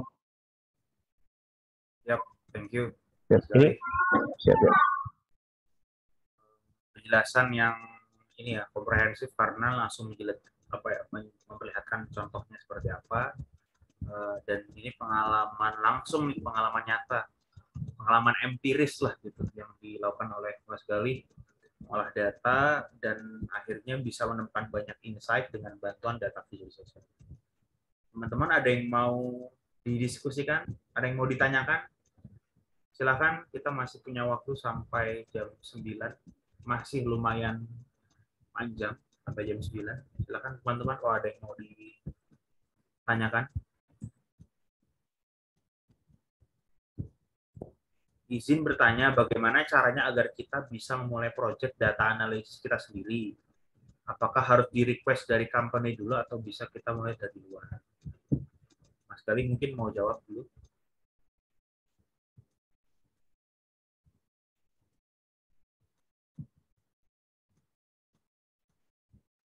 Kalau saya sebagai ini peneliti itu dorongannya dari diri sendiri sih. Sudah pasti dari research question kita. Yang pertama yang paling penting adalah research question apa ya kayak tadi saya itu penasaran sebenarnya ada apa sih di bulan Juni sampai Juli kayak gitu, berawal dari rasa itu apa yang terjadi di situ yang akhirnya itu ngedrive sampai sejauh ini kayak gitu. Eh, dan banyak hal ya kok sebenarnya karena sekarang itu semua sudah serba bertransformasi jadi digital, itu lebih lebih lebih gampang kita buat melakukan penelitian dimanapun kapanpun, dan itu lebih lebih enak lagi kayak kayak sekarang itu juga tersedia OSIN kan, Google misal open source intelligence yang Google itu semuanya ada itu di sana, atau misal DuckDuckGo atau banyak sekali. Nah itu uh, ya berangkat dari diri sendiri, jadi kapanpun itu bisa bisa bisa langsung memulai sih research question, bahkan nggak harus yang komprehensif tentang kayak gitu, tentang hal-hal yang simple itu juga bisa kita analisis dari itu. Ada sedikit paling. Yang pertanyaannya apa? Bagaimana caranya agar kita memulai project data analisis kita sendiri? Yang pertama harus ada datanya, Mbak. Datanya harus ada dulu. Kalau misalkan nggak ada datanya ya nggak bisa analisis gitu. Nah, tapi ini berkaitan nih, tapi kan saya nggak punya akses data, saya nggak punya data yang bisa dites. Nah, sekarang itu sudah banyak website-website yang ngasih akses kita untuk kalau mau ngambil data secara gratis, kayak Kaggle, saya tulis sana tuh. Kaggle.com saya tulis ya. Ini website itu isinya semua data semua, Mbak. Jadi itu bisa dipakai untuk kalau kita mau latihan. Nah, masalahnya latihan ngolah data itu kalau dari pengalaman saya itu agak sulit karena kita nggak punya, karena kita nggak bisa share data itu ke siapapun. Itu agak challenging dari situ. Nah, supaya kita merasa kita punya hasil dari analisis data kita, dari data yang sudah kita olah, kita butuh data itu divisualkan.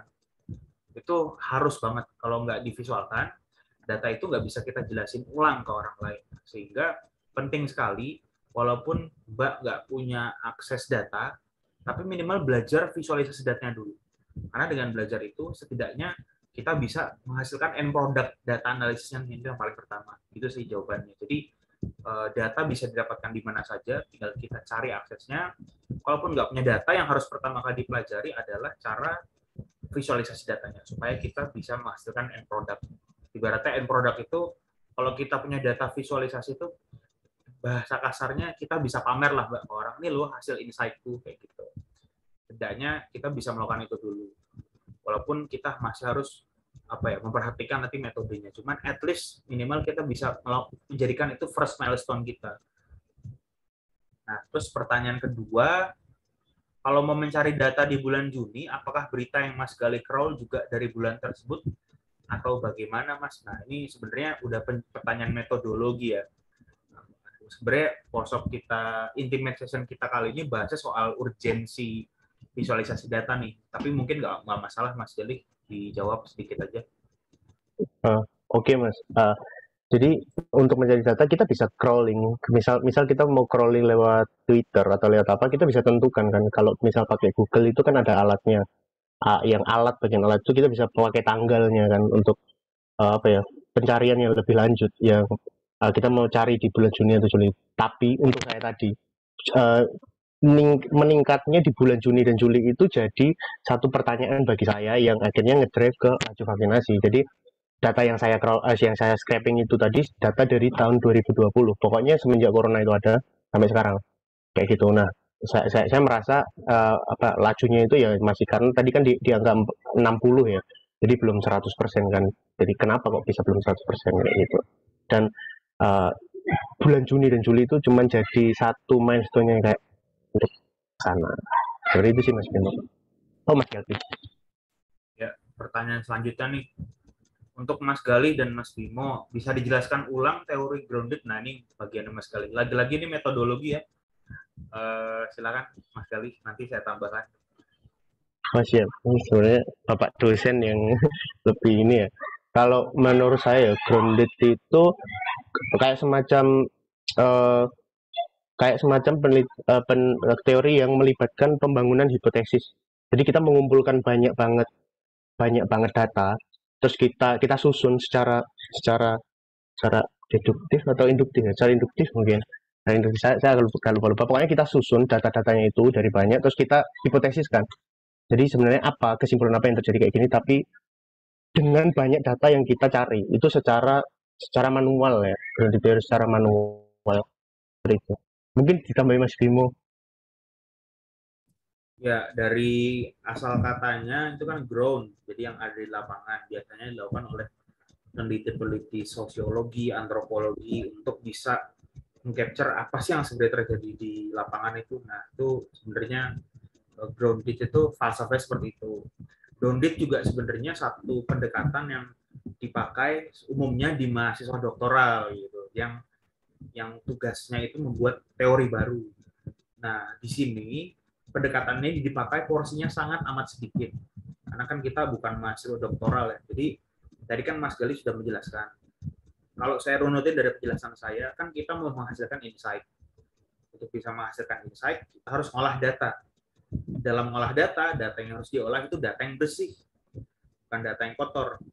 Supaya yang masuk kita tuh yang bersih, garbage-nya itu bukan apa yang in itu bukan garbage tapi gold misalkan. Yang masuk itu yang data yang bersih sehingga yang keluar juga insight yang bersih. Nah, untuk bisa mengikis insight data-data yang enggak bersih, yang kotor, itu kita butuh yang namanya keyword. Kalau misalkan kita menggunakan lexical analysis atau data sosial media atau data artikel, nah, kita butuh keyword supaya konten yang kita analisis itu hanya konten yang berkaitan dengan isunya kita. Nah, jadi keyword itu Mas Gali dapatkan dengan baca-baca artikel baik banyaknya, mencari interview lah. Kalau dalam penelitian yang mungkin lebih serius, Mas Gali nanti akan melakukan interview-interview. Biasanya keyword apa sih yang dipakai untuk mewakili isu A, isu B, isu C, dan sebagainya. Sehingga nanti pas keywordnya itu di-deploy atau di-run ke dalam algoritma, itu menghasilkan data yang bersih akan divisualisasikan, maka insight-nya juga bersih. Nah, jadi korelasinya seperti itu paling jelasannya. Silakan kalau belum puas ditulis aja di chat. Saya lanjut lagi. Satu pertanyaan, bagaimana cara menentukan jenis visualisasi data yang terbaik? Wah, ini Mas Galih ini cocoknya yang jawab nih karena tadi sudah banyak showcase nih soal datanya. Monggo Mas Galih menentukan jenis visualisasi data yang terbaik. Eh, menurut saya untuk baik atau tidaknya itu tergantung dari user kita ya. Maksudnya misalnya user kita dosen, nah apa yang mau kita sampaikan ke dosen. Jadi karena visualisasi kan juga banyak, nggak semua hal itu bisa divisualisasikan dengan eh, apa ya, memang memang dengan chart tersebut misal pie chart, nggak semua hal tentang tadi yang decision tree, sesuatu yang memberi saran itu bisa dikeluarkan dari pie chart kayak gitu. Jadi ya kita tentukan, kita sesuaikan apa yang mau kita sampaikan, terus insight apa yang mau kita sampaikan kepada usernya. Usernya itu maunya yang bagaimana, kita gunakan visualisasi yang pas. Jadi kalau apa yang terbaik, semuanya terbaik sih. Bagus. For BI terbaik. Jadi itu sih.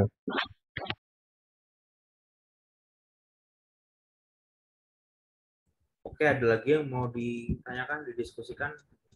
Monggo kalau ada yang mau unmute, ngomong, berpendapat, silakan.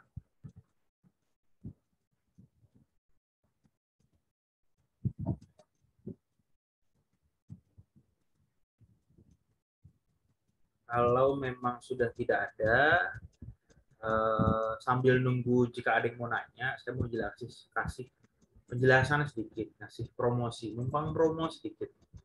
Nah, jadi sebenarnya Paramadina Digital Diplomasi Study Club itu di minggu depan di tanggal sorry ini bukan minggu depan ya. Bener minggu depan. Ya di 4, 5 dan 11 September 2021 itu membuka workshop Data Visualization in Social Science using Power BI di aplikasi yang digunakan Mas Galih. Jadi kita concern pada peneliti di bidang ilmu sosial yang pengen menggunakan data vis seperti itu. Nah, ini workshopnya akan diselenggarakan di tanggal 4, 5, 11 Desember 2021 secara online. Nah, itu jamnya itu di jam 10 sampai jam 12. Jadi tanggal 4 jam 10 sampai jam 12, 5, 10, 12, 11 ya sama 10 dan 12. Nah, teman-teman akan mempelajari apa di sini? Teman-teman yang pasti akan mempelajari tentang kita gimana caranya membawa satu data menjadi satu visualisasi yang baik. Jadi tadi kan ini pertanyaan Mas Kelvin ya, kalau mau mulai belajar data mining, data processing dari mana? Bagi orang yang punya keterbatasan skill teknis, maka data visualization itu adalah stepping stone pertama yang paling tepat. Jadi modul 1 yang akan dipelajari, teman-teman akan mempelajari soal introduction terhadap level of analysis. Jadi level of analysis itu kan ada deskriptif, diagnostik, prediktif, dan preskriptif. Nah, itu kita akan sosialisasikan, kita akan kasih introduction di situ, dan kita akan coba buat 3 analisis itu. Di deskriptif kita akan coba menggunakan analisis GIS juga, yaitu pemetaan menggunakan peta, geographical information system. Jadi teman-teman nggak usah pusing nanti gimana nih cara visualisasinya, semua akan diajarkan, datanya pun kita sediakan. Jadi teman-teman kita kasih data yang sudah bersih dan sudah diolah itu, nanti kita akan sama-sama belajar masukkan ke Power BI supaya teman-teman dapat feel-nya nih, ngulik-ngulik insight itu kayak gimana.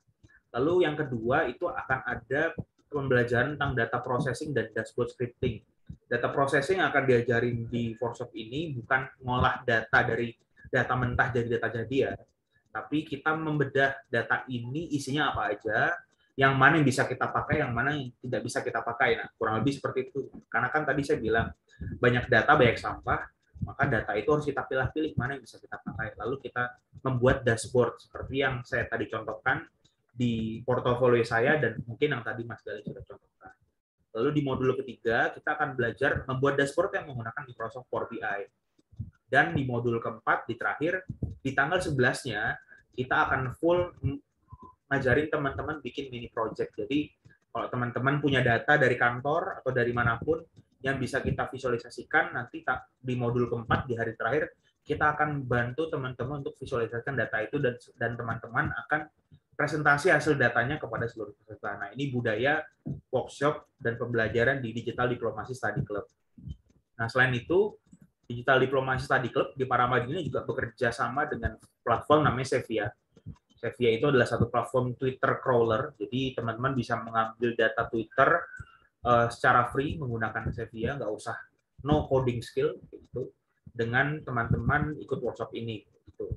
Nah, berapa sih investasinya bagi mahasiswa internal Paramadina? Itu biayanya 140.000, dan bagi publik artinya yang tidak ada hubungan dengan Paramadina itu biayanya 350.000. Nah, ini nanti saya kirimkan di grup atau di email lah ya untuk posternya, kurang lebih seperti itu kalau memang tidak ada lagi yang ingin ditanyakan. Ada yang nanya nih, Kak, saya mau tanya, semua angka bisa diolah juga kah untuk kemudian di-correlate sama variabelnya? Contoh, buat data equality vaksin di dunia seperti tinggal ganti variabelnya aja kah? Terima kasih. Sebentar, saya harus mencerna dulu. Mas Galih mungkin udah ngelihat semua angka bisa diolah untuk kemudian dikorelasikan sama variabelnya. Contoh, buat data equality vaksin di dunia seperti tinggal ganti variabel. Maksudnya ganti variabel gimana ya? Ini dari Gratia. Mungkin contohnya misal vaksinasi apakah sudah setara gitu, maksudnya apakah kesamaan gitu ya, kesamaan vaksin di dunia tiap-tiap negara kayak gitu ya. Kalau misal seperti itu juga harus beda, bahkan uh, teorinya, teori yang dipakai, measurementnya, tolak ukur oh alat ukur yang mau kita pakai itu juga harus beda. Equality itu apa yang indikator dari equality itu apa kayak gitu. Kalau misalnya kesamaan, indikator kesamaan itu apa, pencapaian itu yang seperti apa, yang bisa dikatakan sama itu yang seperti apa, seperti itu juga harus dicari, dicari variabel, dicari indikatornya. Jadi nggak bisa kalau tinggal ganti-ganti kayak pakai rumus. Mungkin punya saya laju vaksinasi ini bisa bisa dipakai di laju vaksinasi di Amerika kayak gitu, tinggal tinggal ganti tempatnya, daerah kayak gitu, itu masih bisa dalam satu konteks yang sama. Tapi kalau konteksnya udah berbeda, walaupun masih ada di seputaran vaksinasi, itu juga harus berbeda juga, dilakukan pendekatannya kayak gitu. Mungkin Mas Bimo mau nambah. Kalau nge-refer dari jawabannya Gali, ya benar. Jadi proses mengolah data itu kan tadi Gali sudah jelaskan ya, ada ngolek data, lalu integrating, cleansing, sampai nanti visualizing. Mengolah dan memilih variabel, mengolah data dan memilih variabel itu adalah dua pekerjaan yang sangat jauh berbeda. Mengolah data ya sendiri, menentukan variabel ya sendiri. Nggak bisa jadi kita ngolah data tiba-tiba variabelnya diganti. Itu nggak bisa. Itu ibaratnya haram hukumnya karena kita sudah ngambil datanya di awal dan data yang kita ambil itu sudah berdasarkan variabelnya. Nah, jadi intinya kalau mau menentukan variabel itu ada proses di awal. Makanya kalau di mixed method itu ada proses di awal, proses kualitatif, tapi ada juga yang kualitatif. Nah, misalkan kita mau menentukan variabel dulu, berarti proses di awal dari mixed methodnya ada kualitatif, yaitu outputnya variabel dan indikator. Mengolah data kuantinya, angka apapun bisa diolah selama itu variabelnya sudah firm. Jadi data yang kita ambil itu berdasarkan teori variabel indikator yang kita tentukan. Jadi nggak bisa diganti-ganti kayak gitu. Oke, silakan kalau belum clear, ada yang mau ditanya, silakan ditulis di chat dari Mas Kelvin. Tadi kalau tidak salah, Mas Bimo menarik data dari sosial media. Bila iya, apakah semua akun sosial media bisa ditarik datanya? Nah, Mas Galih ini yang udah sering menarik data, mungkin mau ngasih testimoni. Bisa nggak tuh Galih tuh datanya semua ditarik?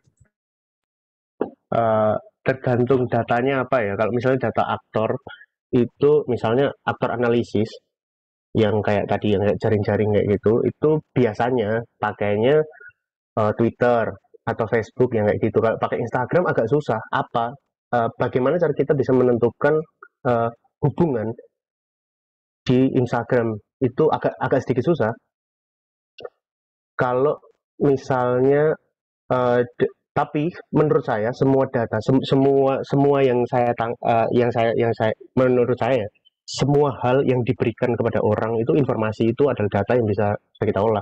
Kayak misalnya dari YouTube, mungkin caranya yang berbeda. Bahkan YouTube pun itu juga data, yang kayak misalnya Pak Presiden Prancis waktu itu pernah berpidato tentang itu kan ya. Nah, itu adalah data juga. Tapi kita harus scripting, harus kita transformasikan lagi dengan ke apa ya, berwujud tulisan biar data karena kalau video itu nggak bisa diolah, tapi ketika itu sudah dijadikan kata-kata itu masih bisa diolah lagi kayak gitu. Kalau apakah semua sosial media bisa dipakai? Menurut saya enggak semuanya kayak, tapi bisa bisa bisa dipakai buat, kalau akun sosial media bisa Ini dipakai pertanyaannya bukan diolah, tapi bisa ditarik apa enggak? untuk ditarik datanya, bisa. Enggak, ya bisa bisa.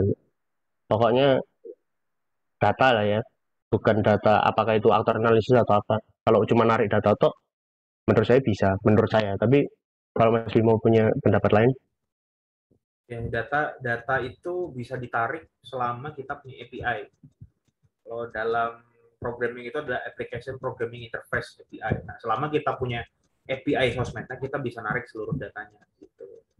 Jadi menjawab pertanyaan Mas Elvin, apakah semua akun sosial media bisa ditarik data? Ya bisa. Nah, ini ada pertanyaan lagi nih. Kak, izin bertanya lagi, kalau misalnya saya baru memulai data project pertama saya, kemudian saya sudah memiliki dataset yang diperlukan, kemudian akan masuk ke fase data cleansing.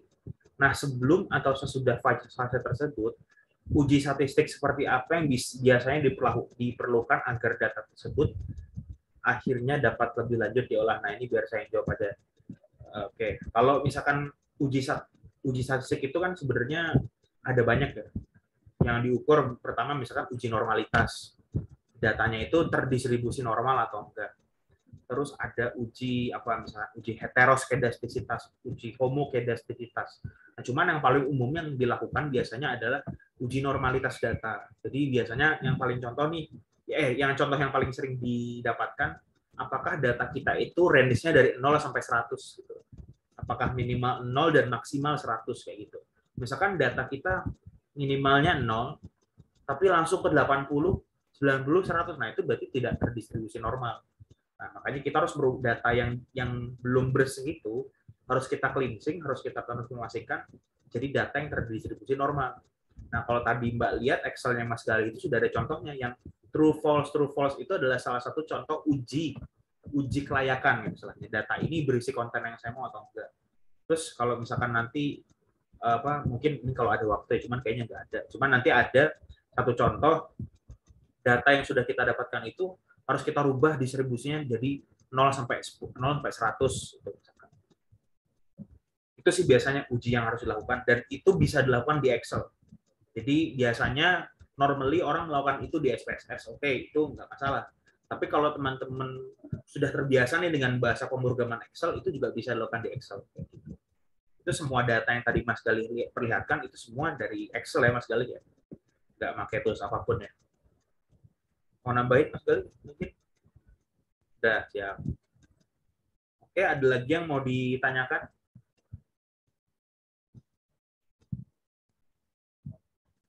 Kalau memang tidak ada dan sudah clear, terima kasih. Paling bisa saya tutup ya.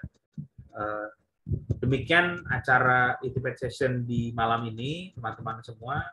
Terima kasih buat teman-teman yang sudah menyempatkan hadir, sudah menyimak materinya, sudah bertanya, dan terima kasih juga buat teman-teman di sini yang saya lihat sudah beberapa yang sudah ikut workshopnya, sudah daftar workshopnya di minggu depan. Jadi sampai jumpa di minggu depan kita akan belajar lebih teknis memvisualisasikan data.